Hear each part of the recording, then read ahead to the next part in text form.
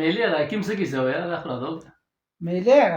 میله خو یاره داسې کار زه به میلو ته به ډېر تلم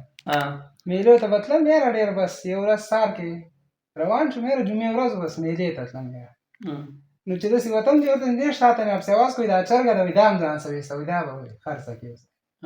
یاره روان وو بس میلې ته لاړم یاره زما په دې سترګه مې دا نه وه غولونکی شان مې په سترګه اختی و یاره بس لاړم یاره اوس میلې ته چې ورسېدم اوس دلته یو ناست و یاره بس ترپال شان یم ځان ته خور کړی و لرګي ورګي ایښي وو ما ته اشاره بس داسې اشاره یې وکړه بس وایي راشه یاره چې ورغلم اوس چرګ هم راسه ترخ کې راسره کېناستم ما ته وایي په ځان باندې یو 80 روپۍ خرڅه کړې ما ولې نه خرڅه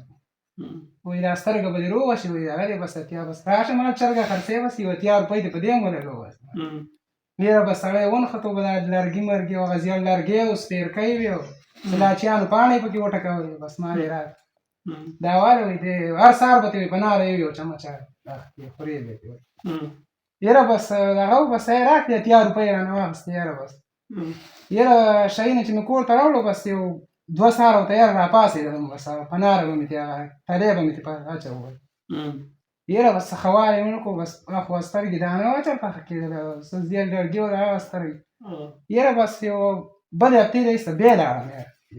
نو هسې چې ومې کته سړی بیا ناست خبر را یاده شو چې ته نه خو تا هغه دوایي وړې وه یاره پسې ورغلم یې لکه ما دا تا مال څه شی راکړي وایي خو چې زه وخورم ما ډړ به یې راباندې راوستلو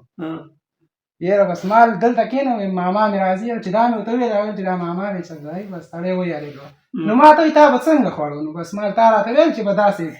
سهار به ورته راپاڅې په ناره به یو تلی اچې بس